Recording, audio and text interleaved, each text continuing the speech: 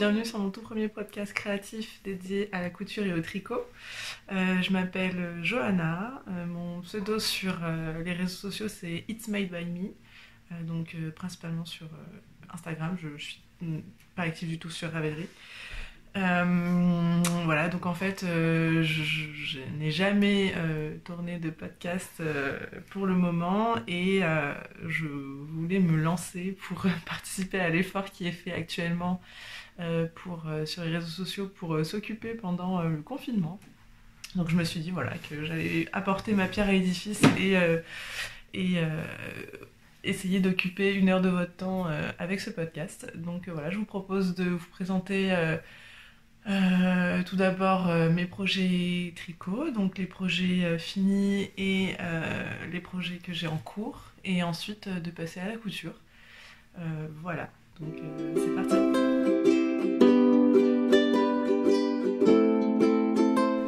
Alors, le tout premier projet dont je voulais vous parler en tricot, c'est un pull que j'ai réalisé l'été dernier, qui est en fait le pull Cherry Cocktail Blues de Alice Hammer. Voilà, donc que j'ai fait dans un mélange de laine. Alors c'est un pull normalement qui se tricote en 2 fils de mohair ensemble. Comme mon fil de mohair était très duveteux, je trouvais que ça allait faire trop, donc j'ai mis un fil de lace de drop, donc c'est la Drops Lace, qui est en fait de l'alpaga. Et je l'ai associé à un fil de mohair qui vient de la ferme Fradi, qui est une ferme dans les Pyrénées, dans le sud de la France. Et alors je crois qu'ils font partie des mohairs de France. Je suis pas sûre, mais en tout cas ils ont des laines, enfin des mohairs qui sont absolument magnifiques. C'est vraiment, j'adore ce pull, je l'ai beaucoup porté. La laine ne bouloche quasiment pas, ou en tout cas quand il y en a, les bouloches sont très simples à enlever. Et vraiment, c'est un pull que j'aime beaucoup. Voilà, donc ces laines, j'aime beaucoup en fait l'association de la Drops Lace avec un mohair. Je trouve que ça fait une matière très souple et vraiment très douce. Enfin, c'est vraiment je pense que c'est l'association que je préfère en tricot. C'est vraiment ce fil lace de drops et un mohair. Voilà, donc la Cherry Cocktail Blues, c'est en fait un pull très large avec une construction en yoke, avec une ouverture en haut du dos qui se ferme par un bouton comme ça. Donc là j'ai mis un petit bouton noir, bon au final ça se voit pas vraiment parce que comme j'ai les cheveux longs, ça se mélange dedans. Voilà, donc c'est ce que je disais, c'est un pull qui se construit en yoke du bas vers le haut, il me semble. Ouais, c'est ça, du bas vers le haut. Donc en fait, c'est une construction. Enfin, j'aime pas trop en fait partir du bas, aller vers le haut, mais bon, une fois de temps en temps, il faut bien essayer. Donc voilà, donc on commence par le bas, on fait toute la hauteur du pull jusqu'aux emmanchures. Ensuite, on fait les 2 manches séparément. Ensuite, on assemble tout sur un câble. Et on fait le yoke avec des jeux de diminution qui font un très joli effet sur le devant. Avec là, on voit en fait des rangs de diminution. Et c'est très sympa. Donc, la modification que j'ai faite sur ce pull, c'était pas vraiment fait exprès. En fait, normalement, il y a beaucoup d'augmentation en bas des manches pour faire une manche très ballon, très volumineuse. Et moi, je pense que j'ai oublié, je suis sûre que j'ai oublié une série d'augmentations. Et au final, j'en suis très contente parce que je trouvais sur le modèle de présentation que c'était trop ample. Et en fait, j'avais pas envie de cet effet ample. Donc au final, c'est une erreur heureuse. Ce qui fait que j'avais un peu moins de maille sur le début de mon yoke. Et du coup, le cou est plus proche de mon... Enfin, le tour de cou sur le pull est plus proche de mon cou naturel. Voilà, et donc voilà, donc ça plaît pas à tout le monde, hein, ce genre de cou très resserré. Moi ça me gêne pas, d'autant plus que le mohair est d'une douceur absolument divine, donc voilà. C'est un modèle que j'aime beaucoup, que je pense me refaire. J'ai bien envie de me le faire en blanc parce qu'il est vraiment très facile à porter et il a un très joli effet en fait avec ce yoke et ces jeux de diminution sur le devant. Voilà, donc peut-être dans les mois qui arrivent, j'aurai une nouvelle Cherry Cocktail Blues. Bon, après, il y a tellement de projets qui viennent et qui prennent le pas sur les autres que c'est souvent difficile de faire une deuxième fois un projet. Voilà pour ce premier projet tricot. Le deuxième projet terminé dont je voulais vous parler, c'est le dernier pull que j'ai fini de tricoter la semaine dernière. Donc là, il est quand même fraîchement tombé de mes aiguilles et lavé. En fait, c'est un sweat à capuche.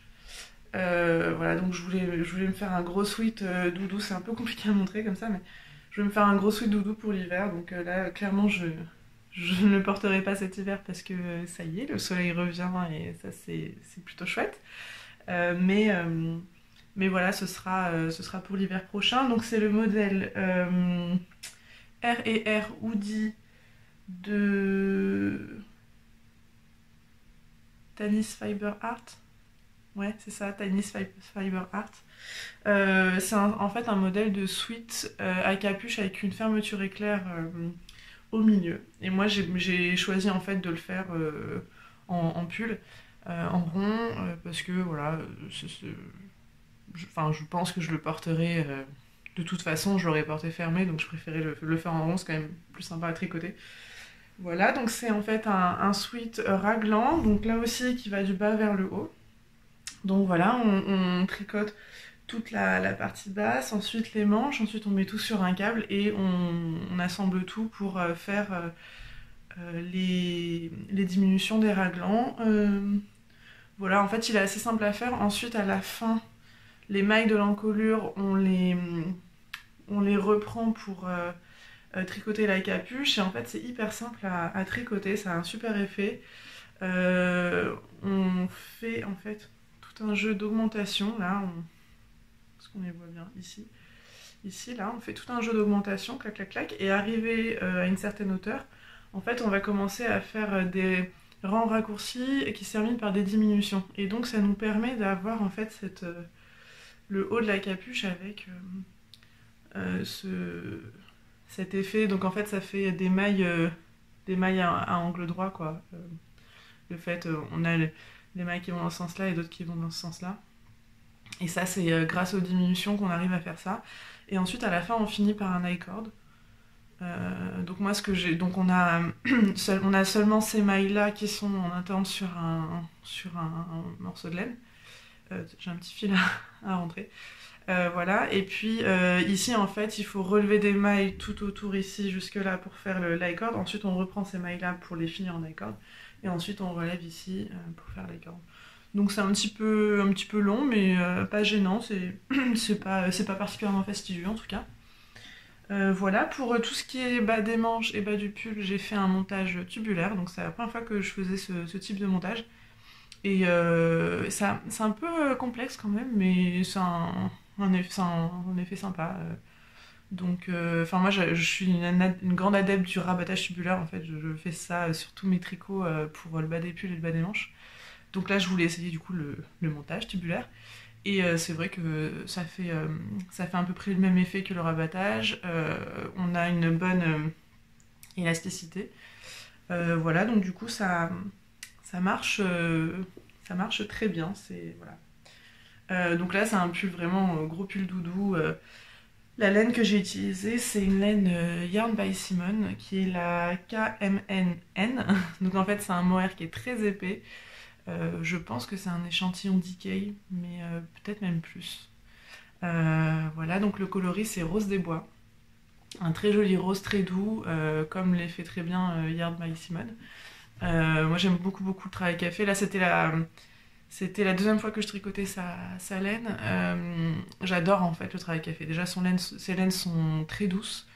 Bon, celle-ci c'est vrai que là comme ça elle est hyper douce, très moelleuse, très agréable. Mais c'est vrai qu'au porté, au final, quand je mets le pull, les premières minutes, ça pique un peu. Et après, bon, moi je suis pas hyper sensible, donc c'est une sensation que j'oublie très vite. Par contre, voilà, faut savoir qu'au début, ça peut piquer un peu, mais après, c'est d'une douceur. Vraiment, c'est très sympa, c'est très moelleux, c'est très doudou. Voilà, donc une laine très chaude également. Ce rose absolument je trouve absolument magnifique en fait. Son coloris rose des bois, j'adore. Elle fait un travail qui est vraiment assez dingue parce que là, il y a quand même 3 bains différents sur ce pull. Donc là, vous voyez en fait à la caméra, ça se voit beaucoup plus qu'en vrai, hein, comme d'habitude, mais hop, on va mettre la manche de l'autre côté. Vous voyez ici en fait un peu des rayures parce que j'ai alterné mes écheveaux, mais en réalité, en vrai, ça se voit presque pas. C'est vraiment, il faut avoir l'œil dessus quoi. Là comme ça, à la lumière et à la caméra, ça se voit un peu plus. Mais en fait, il y a 3 écheveaux parce que il y a 3 bains, pardon, parce que j'ai commandé sa laine à un moment où elle faisait des promotions, je crois que c'était en février. Elle faisait des promotions sur toutes ses bases sur son site internet pour pour libérer ses stocks avant le salon de création et savoir-faire. Non, pas création et savoir-faire, l'aiguille en fait. Et donc voilà, donc j'ai un peu hésité un moment avant de commander, et au final quand j'ai voulu commander, il n'y avait plus que 2 écheveaux d'un bain et 1 écheveau d'un autre, donc j'ai quand même pris ces 3 écheveaux là. Je savais qu'il allait m'en manquer pour faire le pull, donc j'en ai recommandé par la suite, et au final voilà pourquoi il y avait 3 bains différents. Mais franchement, c'est top, hein, c'est quand même... il n'y a quand même pas de grande variation, j'aime bien son travail, il est assez uni en fait. Il n'y a pas enfin, les speckles, tout ça, les écheveaux très chamarrés, c'est pas du tout mon truc. Et du coup, j'aime beaucoup le travail qu'elle fait pour ça. Cet aspect très uni. Voilà, je pense que j'ai tout dit pour ce projet. Je regarde mes notes, parce que c'est pas évident de tourner un podcast quand on n'avait pas l'habitude en tout cas. Voilà, donc voilà pour ce sweat, ce RR Hoodie. Et d'ailleurs, quand on achète le patron, en fait, on a la version enfant avec. Et du coup, j'ai bien envie d'en tricoter une pour un proche, donc peut-être qu'un jour, il y aura cette version enfant sur mes aiguilles. Alors, les prochains projets que je vais vous présenter, c'est trois projets qui partent du même patron. C'est le gilet rosa de Elong Avakana. Alors, j'en ai 2 versions finies différentes et une en cours. Celle en cours, c'est la... Ouais, en fait, non, il n'y en a aucune qui colle complètement au patron de base. Vous allez comprendre pourquoi, donc. En fait, la première version que j'ai faite, c'est ce pull. En fait, je suis partie du gilet rosa de Elong Avakana.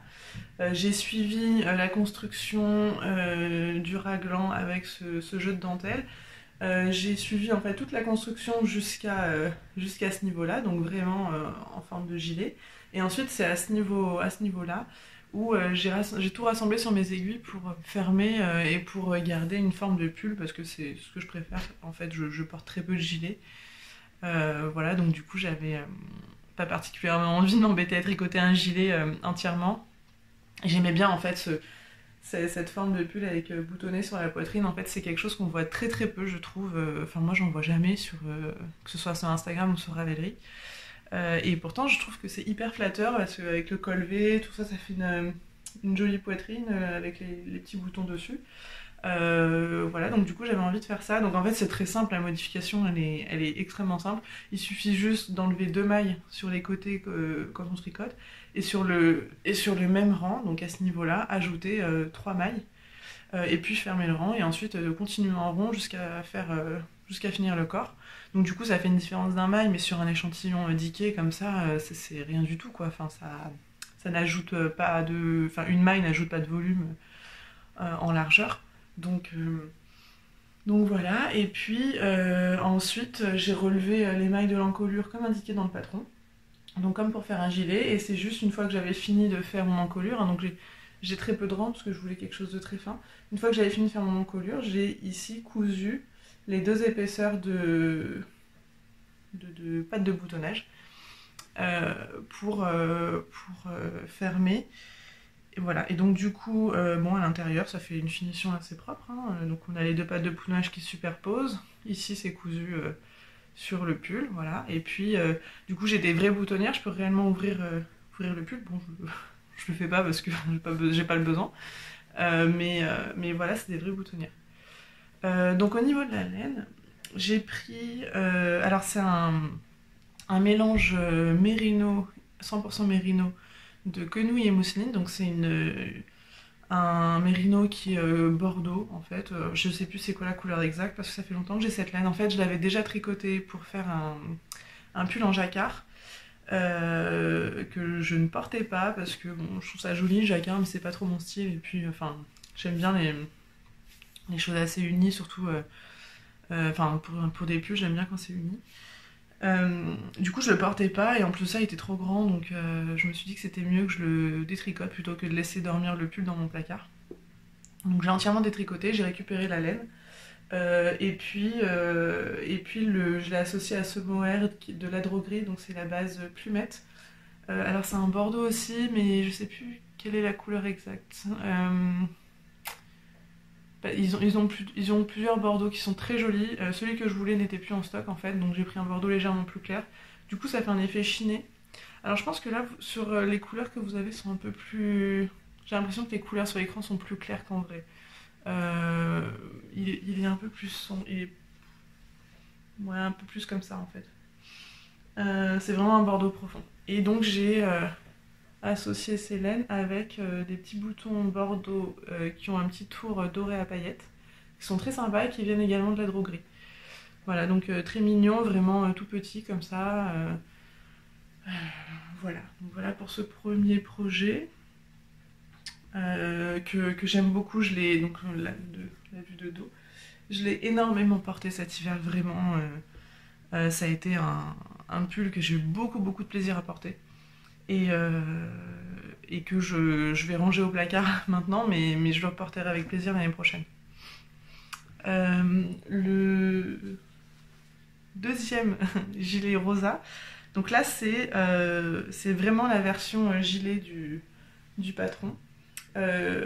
Mais que j'ai twisté avec des petites modifications. Donc là en fait déjà les raglans, j'ai pas fait la dentelle comme indiqué dans le patron, j'ai fait en fait des augmentations avec des jetés, donc comme avec des jetés mais en gardant une succession de jetés les uns derrière les autres, pour faire un raglan droit en fait, et pas les décaler d'une maille comme indiqué dans le patron pour faire la dentelle. Voilà, et la seconde modification que j'ai faite, c'est sur le corps. En fait, j'ai fait des jeux également de jetés pour former des rayures.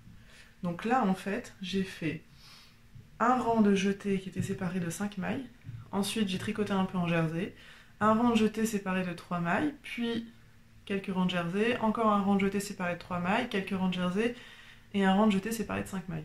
Et ensuite, là, j'ai tricoté... je sais plus, mais une longueur de jersey, je sais plus combien exactement. Et ensuite j'ai refait une section de jetés comme sur le même modèle que la première, ensuite quelques rangs de jersey, après les côtes. Voilà, donc ça c'était en fait ces rangs de jetés, c'est un peu inspiré d'un modèle de gilet Cézanne que j'avais vu cet hiver, qui était très sympa.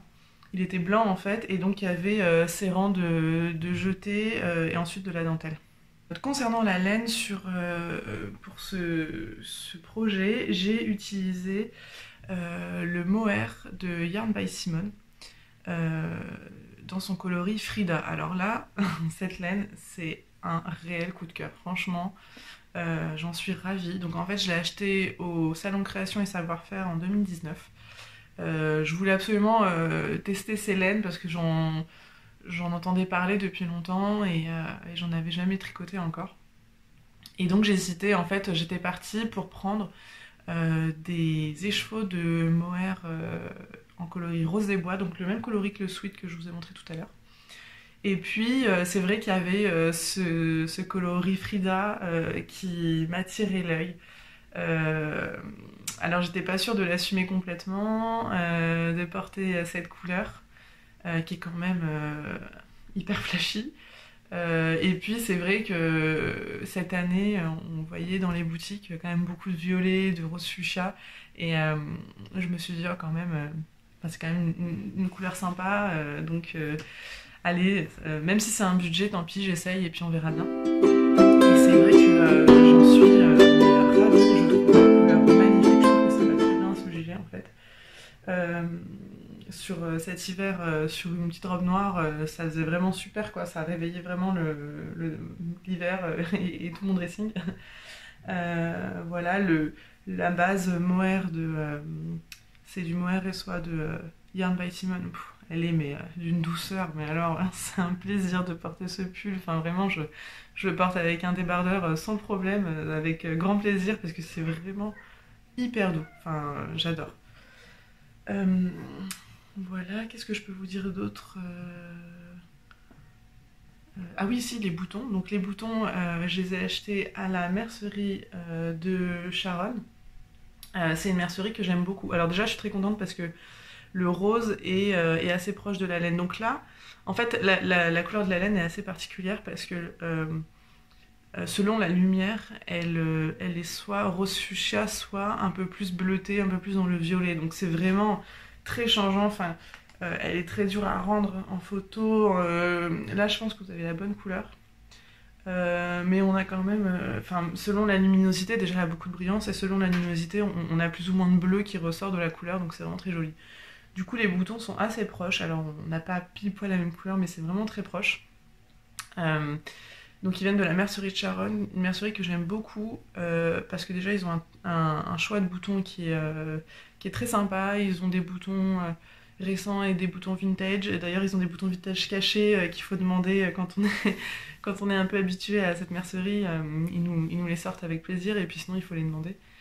J'aime beaucoup parce que en fait je trouve que c'est une des rares merceries qui pratiquent des prix enfin, honnêtes sur la mercerie comme les boutons. Je trouve qu'il y a beaucoup de merceries qui vendent des boutons vraiment trop chers. Enfin, je trouve qu'un bouton à 1,50 €, 2 €, voire plus, c'est abusé. Enfin, clairement, je trouve ça abusé. Il y a de quoi démotiver des personnes qui veulent se mettre à la couture au tricot parce que quand on coud une chemise ou un gilet ou qu'on tricote un gilet et qu'on en a pour plus cher de boutons que de laine, c'est quand même un peu difficile à avaler parfois. Et en fait, la mercerie de Sharon, vraiment, ils ont des super jolis boutons, très sympas, très modernes, avec vraiment des formes sympas, des jolis coloris, et puis des prix cohérents, quoi. Enfin, cohérents avec un bouton. Euh, voilà. Voilà du coup pour ce gilet rosa. Euh, la presque vraie version du coup. Et donc, en fait, ces projets font complètement écho à mon projet en cours, du coup, que je vais vous présenter tout de suite, qui est encore un gilet rosa, mais version pull comme mon pull rouge que je vous ai montré, mais avec la laine de Yarn by Simon en coloris Frida. En fait, quand j'ai tricoté mon pull rouge, ma mère avait un peu flashé, enfin complètement flashé dessus, elle avait beaucoup aimé ce modèle. Et quand elle a vu la laine la laine Frida de mon gilet rosa, alors là, ça a été un total crush. Et bon, j'avais envie quand même de garder mon gilet pour moi. Donc je lui ai proposé de lui tricoter ce modèle en version pull comme j'avais fait pour mon pull rouge. Donc du coup j'ai repris la laine de Yarn by Simon, hein, je lui ai recommandé des écheveaux. Et du coup là donc j'ai fini tout le corps. Donc du coup là sur les emmanchures j'ai fait le raglan comme dans le gilet. En fait j'ai refait exactement comme sur mon pull rouge, hein, donc les raglans avec la petite dentelle du gilet rosa. Là on voit en fait mince. En fait, sans les pattes de boutonnage, c'est difficile de montrer vraiment bien. Donc là, en fait, il y a les bords du gilet, donc levé, tac, les bords du gilet qui commencent là avec le marqueur. Et puis là, au milieu, on voit, j'ai ajouté 3 mailles au milieu avant de joindre mes deux demi-devants. Et voilà, donc j'aurai plus qu'à... là, j'ai plus qu'à faire les manches, j'en ai commencé une ici. J'ai plus qu'à faire les manches. Ensuite, mes pattes de boutonnage seront en colure et le pull sera fini. Donc, avec le confinement, c'est vrai qu'il y a pas mal de temps pour tricoter, c'est quand même assez sympa. Et du coup, il devrait être fini assez rapidement. Là, je pense la semaine prochaine, ça devrait être bon. Voilà, donc j'ai hâte de lui offrir. Malheureusement, ce sera pas pour tout de suite puisqu'on peut pas se voir, mais voilà, ce sera bientôt. C'est un pull que j'ai tricoté pour ses 70 ans, donc je suis hyper contente de lui offrir ça. Et donc voilà, ça suit son cours et ça devrait être rapidement terminé. Eh bien, je pense que j'ai fait le tour pour mes projets de tricot. Et donc, on peut passer à la partie couture.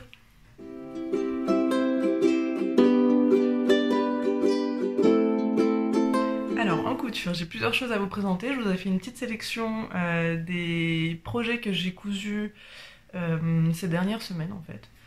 Donc là, j'ai un rythme de couture assez intense, hein, aussi à la fois avec le confinement et à la fois parce que j'ai pour projet de passer le CAP couture en juin. Voilà, donc là, ça fait plusieurs mois que je le prépare. J'espère fortement que ça ne sera pas annulé et que je vais pouvoir passer mes épreuves comme prévu après plusieurs mois de préparation. Donc on verra bien. Si c'est annulé, bah voilà, hein, c'est comme ça. Je l'accepterai même si de toute façon il n'y a pas le choix, hein. Il faut bien être citoyen et se confiner pour éviter d'engendrer une situation complètement intenable pour les hôpitaux, hein. C'est quand même ça le but, c'est de sauver des vies, mais c'est aussi de sauver le système hospitalier en France et de pouvoir ressortir de cette crise avec un système qui marche encore. Donc voilà, si ça oblige d'annuler les sessions du CAP, métier de la mode et vêtements flous, et bah tant pis, mais j'espère en tout cas que ça ne sera pas le cas, on verra d'ici là. Donc du coup, je coupe beaucoup. Le premier projet dont je voulais vous parler, c'est une surchemise pour hommes, donc c'est la surchemise Rodolphe du magazine La Maison Victor de novembre-décembre 2019. C'est une surchemise en fait qui est présentée en velours rouge dans le magazine, qui est très sympa. Et donc du coup moi je l'ai réalisée dans un velours blanc qui vient de tissu Emers. Avec voilà, donc c'est une surchemise qui est zippée entièrement. Donc le zip vient également de tissu Emers. Avec des poches poitrine comme ça, très sympa. Je vais fermer, on verra mieux. Des poches poitrine comme ça, qui sont surpiquées. Et en fait le patron de la poche est vraiment pas mal parce que donc ça fait un patron qui est rectangulaire comme ça et qui finit par la pointe, et donc on a juste à replier la pointe et la fixer à l'intérieur avec la piqûre, ce qui permet en fait d'avoir une surpiqûre sur l'extérieur qui est très bien faite, très précise, parce que c'est compliqué en fait de faire des surpiqûres quand on s'éloigne vraiment du bord de beaucoup comme ça. En fait c'est compliqué quand on a le nez sur la machine de bien se rendre compte qu'on est au milieu, enfin à part à tracer à la craie, mais voilà, du coup j'ai trouvé cette technique vraiment pas mal, puis du coup bah, ça fait, on a tout de suite la finition en haut qui est faite, et ensuite il n'y a plus qu'à replier les bords et clac, coudre sur les demi devant. Voilà, donc c'est une chemise qui est assez simple à faire, et c'est pas hyper compliqué. C'est plus le tissu, un tissu épais comme ça pour faire un col de chemise qui rend un peu compliqué les choses, mais sinon ça va. Dans le dos, il y a un pli plat, un pli d'aisance, qui est très. Ouais, voilà, qui fait une finition sympa et puis qui apporte du confort. Le haut du dos, cette partie-là, est doublée à l'intérieur. Et puis ensuite, on a le col chemise. Donc là, ce que j'ai beaucoup aimé sur ce patron, en fait, j'avais jamais eu l'occasion d'avoir ça, c'est que c'est un pied de col banane. Donc je sais pas si ça se voit bien là, à la caméra. Mais en fait, le pied de col s'arrête. Donc là, on a l'épaule. Le pied de col, il s'arrête juste un peu après l'épaule. Il va pas jusqu'au bout. En fait, c'est juste le tombant du col qui va jusqu'au bout, et le pied de col donc s'arrête à ce niveau-là. Voilà, donc ça s'appelle un pied de col banane. J'étais hyper contente en fait de pouvoir avoir un patron avec ce détail, parce que j'avais encore jamais cousu ce type de pied de col. Et c'est pas quelque chose qu'on voit souvent. En fait, on le voit beaucoup dans le prêt-à-porter, mais c'est pas un détail qu'on voit beaucoup dans les patrons. Donc j'ai déjà vu des patrons qui proposaient ça, mais j'avais pas eu l'occasion de les coudre. Du coup, j'étais hyper contente de pouvoir avoir ce détail et m'entraîner. Bon, ça fait un entraînement en plus pour le CAP. Bon, j'ai pas... voilà, donc c'est pas très compliqué à faire, voilà. Et puis après, le tombant de colle. Donc ça fait en fait un tombant de colle qui tombe vraiment sur les devants, mais qui se tient au dos grâce au pied de colle banane. Voilà, ensuite au niveau du bas des manches, c'est un ourlet simple, et puis le bas de la chemise, c'est pareil, c'est un ourlet simple, avec une parmenture à l'intérieur. Donc moi j'ai juste fait un surjet, hein, très simple, voilà. J'ai une super surjeteuse. Le Père Noël a été très généreux cette année et m'a amené une surjeteuse Baby Lock. Donc elle fait des super finitions, j'en suis ravie. Voilà, donc voilà pour la chemise Rodolphe qui est en fait un cadeau pour mon frère. Et donc j'étais hyper contente de lui coudre. Je pensais qu'il allait pouvoir la porter là au printemps avec un petit pull, tout ça, mais bah, c'est pareil. Ça va devoir attendre la fin du confinement, donc je pense qu'il la portera pas avant l'année prochaine. Donc j'ai peu d'espoir que le confinement finisse rapidement. Donc, donc ce sera pour l'année prochaine, c'est pas très grave. Un velours écru comme ça, c'est assez intemporel. Je pense qu'il n'y aura pas de souci pour l'hiver prochain. Voilà pour la chemise Rodolphe. Le prochain projet couture que je vais vous présenter, c'est une blouse que j'ai cousue il y a quelques semaines et que j'aime beaucoup beaucoup. Voilà, donc en fait c'est la blouse Ida Mum de Icati Couture dans un tissu les coupons de Saint-Pierre qui est absolument magnifique, donc un super joli imprimé floral avec ce rouge là, il est vraiment trop trop beau. Et puis j'aime beaucoup dans le tissu, en fait il y a des petites taches de doré.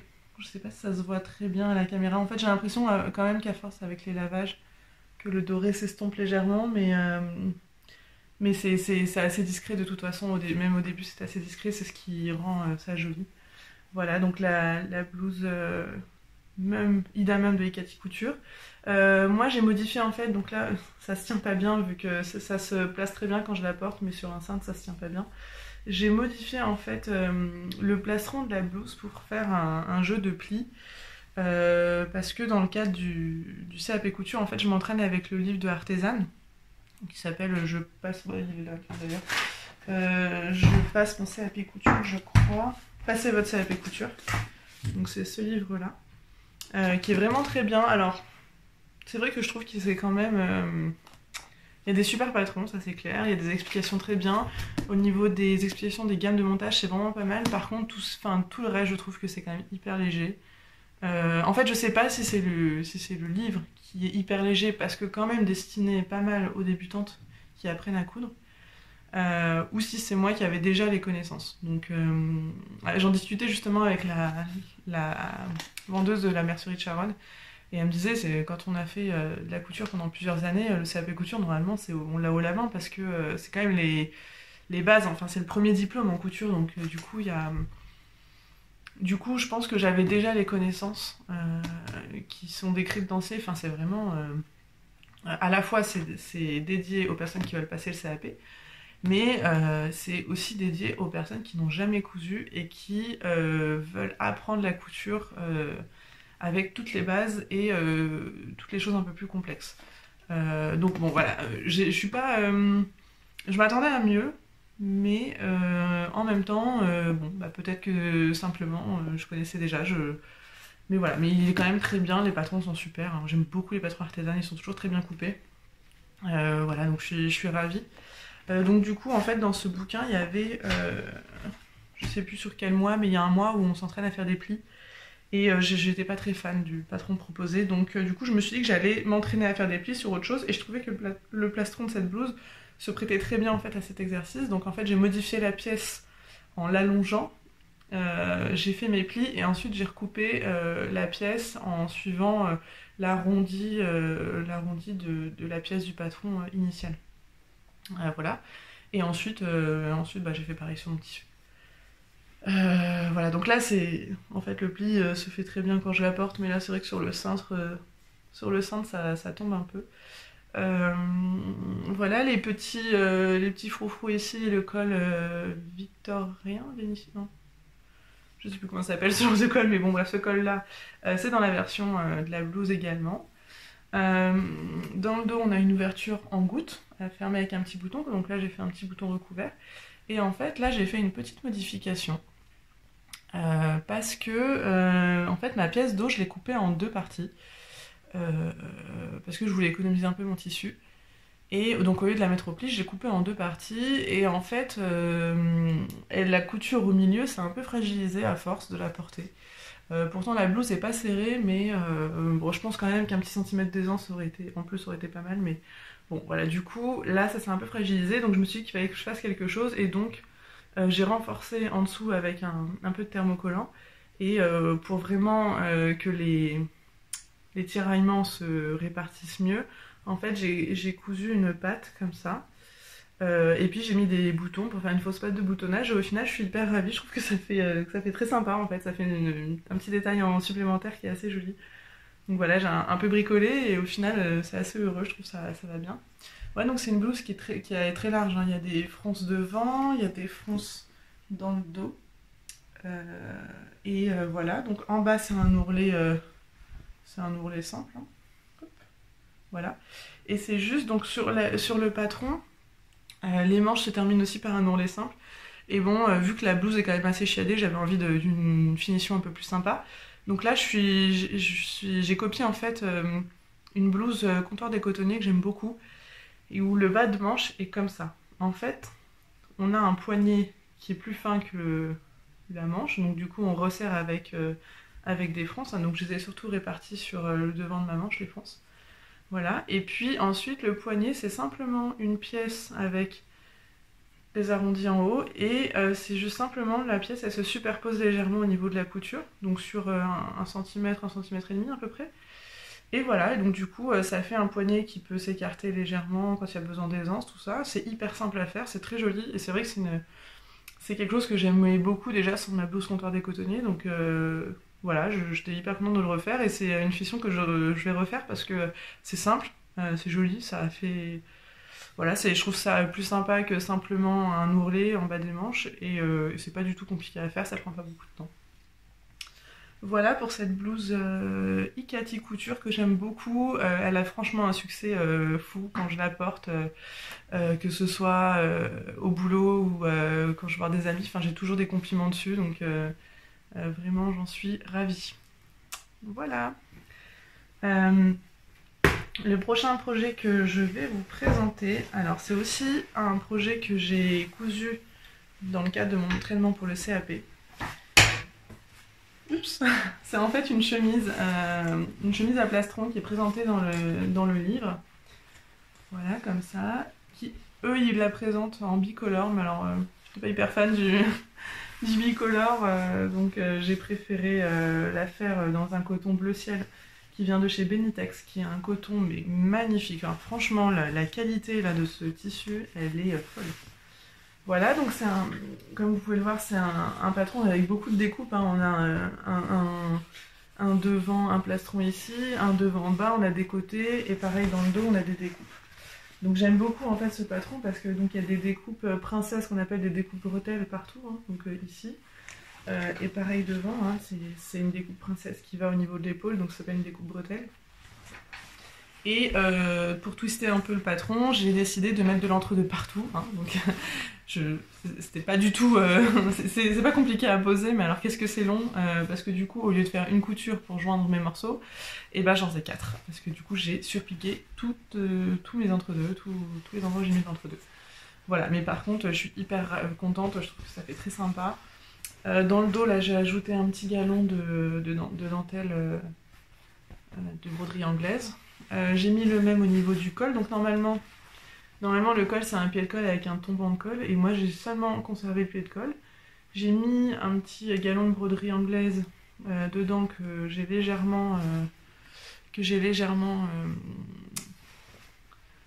froufrouté. Je l'ai un peu resserré en fait pour faire un petit aspect froufrou. Voilà, et puis le bas des manches, j'ai également mis ce petit galon de broderie anglaise. Et en fait, voilà, donc les manches sont terminées par des fentes qu'on appelle des fentes capucin. C'était la première fois que je l'ai réalisée, donc là c'est la deuxième que j'ai faite. Elle est mieux faite que la première, même si la première est quand même bien faite, mais celle-là est quand même plus jolie, donc autant vous montrer celle-ci. Voilà, donc des fentes capucin, c'est pas hyper compliqué à faire. Franchement, je m'en faisais un peu plus un monde que ça, et en fait, c'est assez simple, donc voilà, j'étais contente.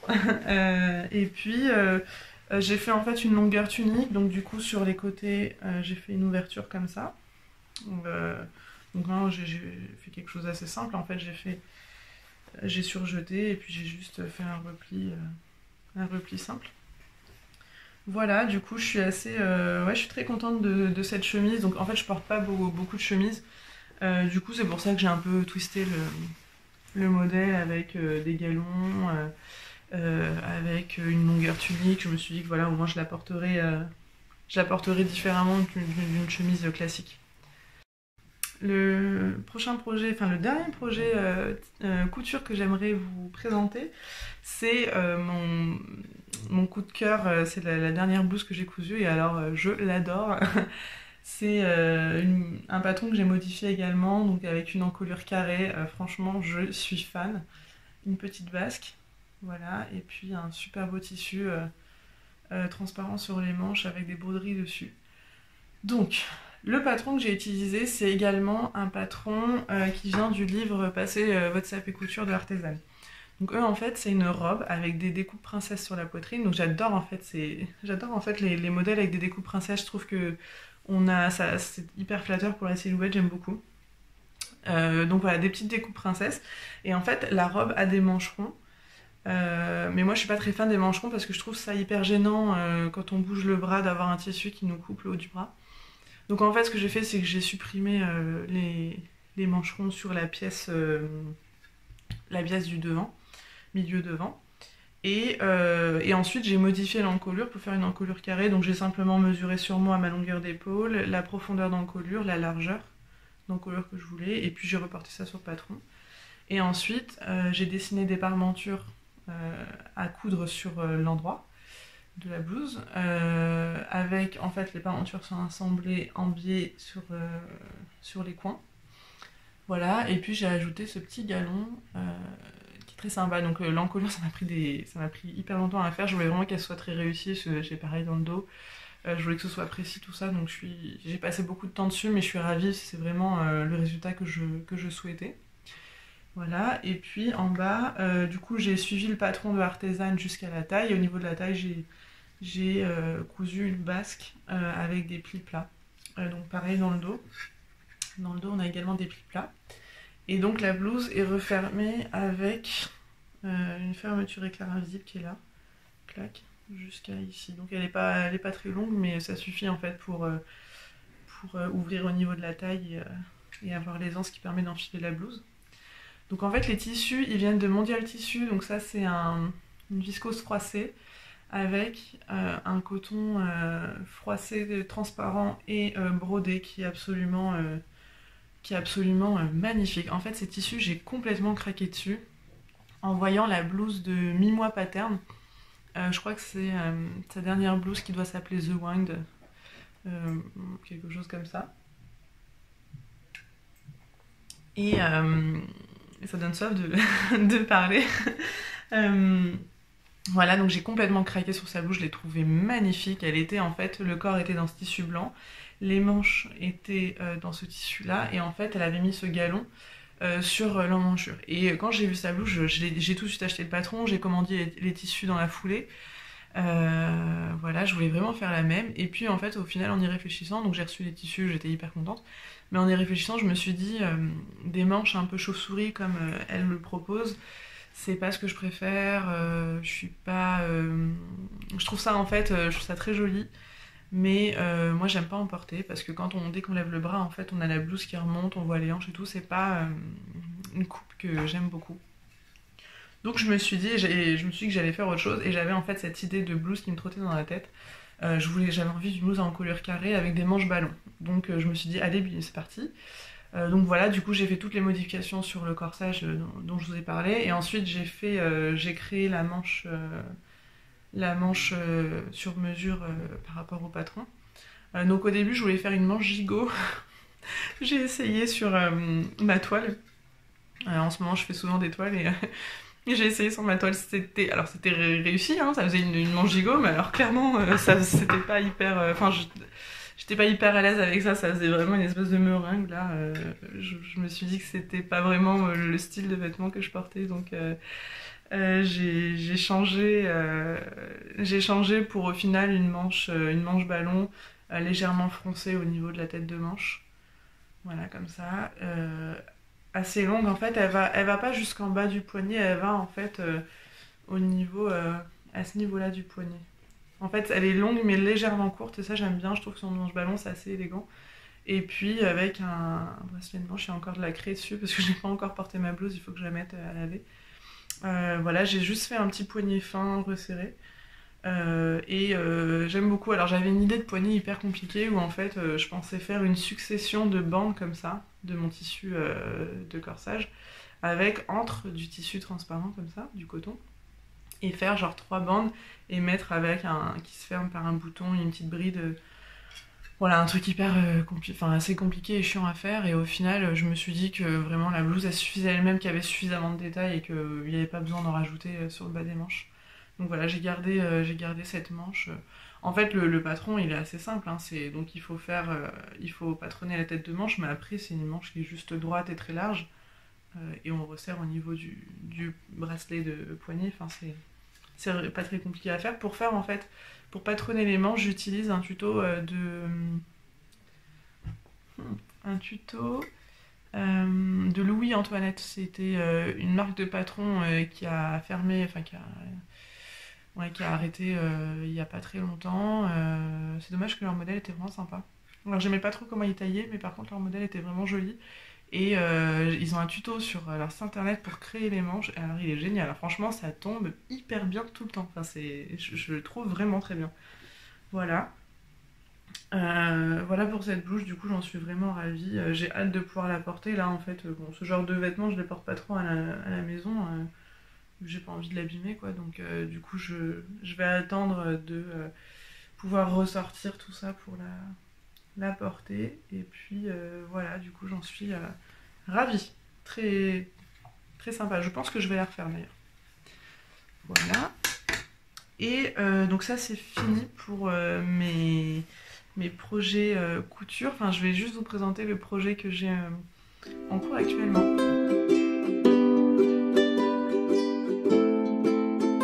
Alors pour mon projet en cours en couture actuellement, je suis en train de coudre une robe blanche qui en fait va être une robe entièrement boutonnée sur le devant là avec une bride comme ça qui permet de faire des boutonnières facilement.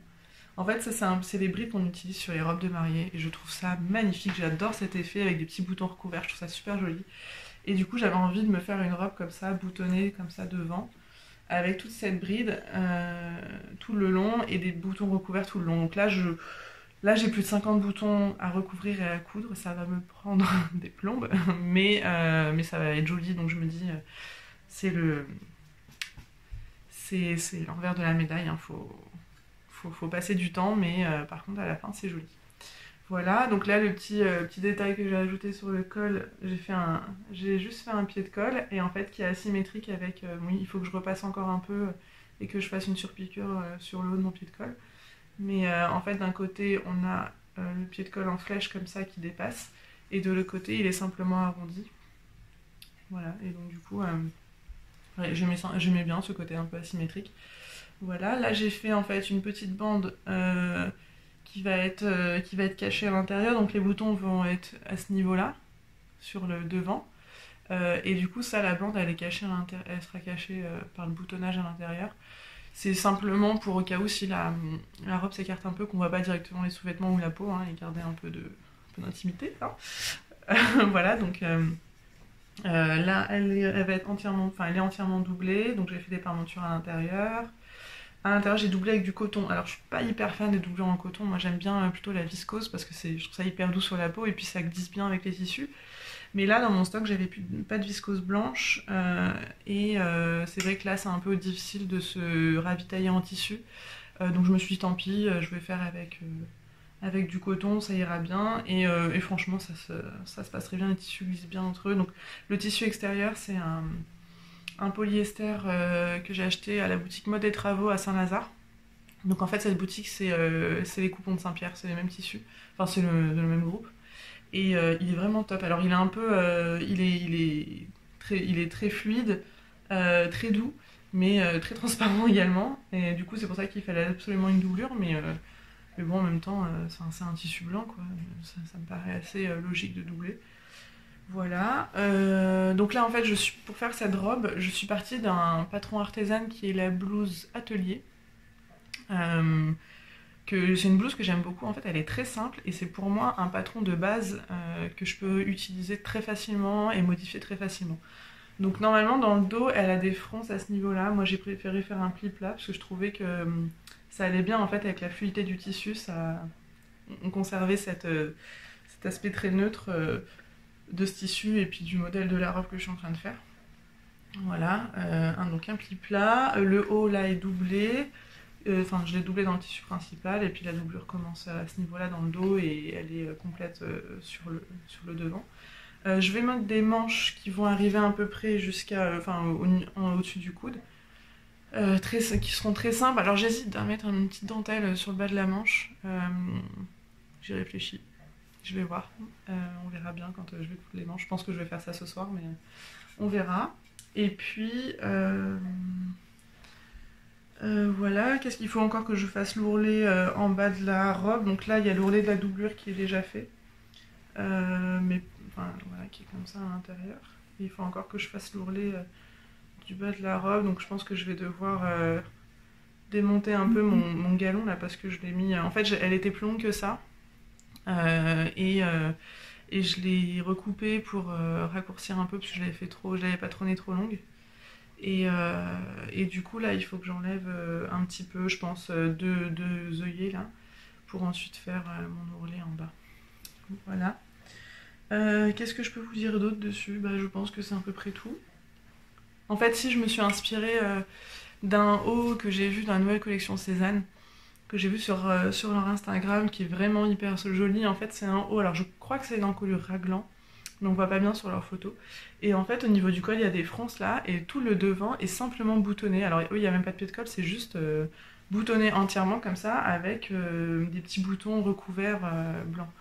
Et je trouvais ça hyper joli. Je me suis dit que franchement, sur une robe, ça pouvait être hyper sympa. J'aime beaucoup en fait ce genre de vêtements assez épurés, où ça suffit, où la coupe suffit à elle-même, quoi. Donc voilà, là c'est en cours. Et ensuite, un bon lavage pour enlever les traces de craie et ça pourra être porté pour le printemps et l'été. Voilà, donc j'ai fini avec tous les projets que je voulais vous présenter.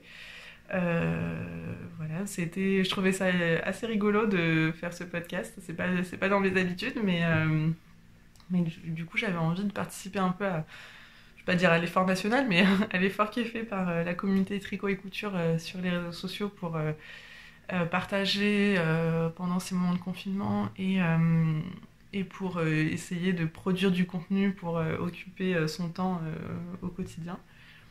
Voilà, donc si vous avez aimé, n'hésitez pas à me le dire, à me laisser des commentaires, à me dire ce que vous avez aimé, pas aimé, si vous avez des conseils pour améliorer les choses. Si vous avez envie de revoir un podcast avec mes projets, n'hésitez pas, hein, j'ai une production assez intense surtout en couture, donc n'hésitez pas, je pense que j'ai rapidement matière à présenter des choses. Je poste très peu en fait sur Instagram parce que j'ai rarement l'occasion de prendre des belles photos. Voilà, donc du coup, au final, le podcast, c'est un moyen assez sympa de présenter parce que, en fait, c'est quand même facile de présenter un projet joliment en le montrant comme ça, que ce soit porté ou sur un cintre. Alors qu'en photo, j'ai du mal à prendre des photos sympas avec une belle luminosité, tout ça. Donc voilà, si vous avez envie que je revienne rapidement, n'hésitez pas à me le dire et je suis à l'écoute de vos conseils. Et à bientôt!